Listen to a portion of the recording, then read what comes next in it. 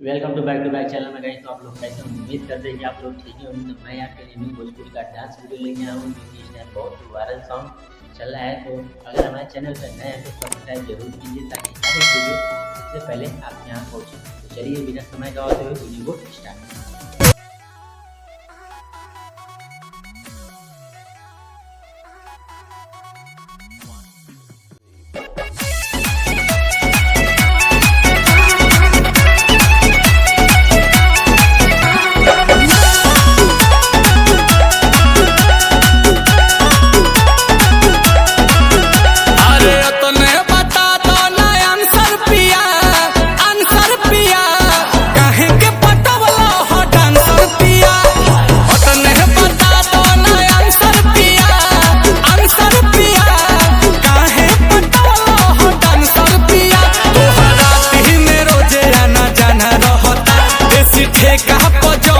ठिकाना रहता, खाली मुर्गा या दारू के खाना रहता।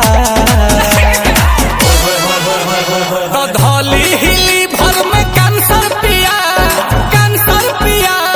काहे के पटवला हो डांसर पिया।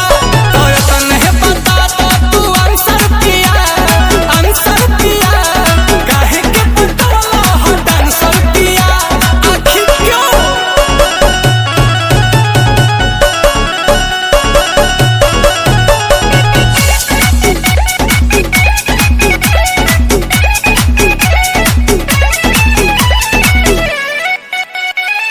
जाके नचनिया के भइला दीवाना।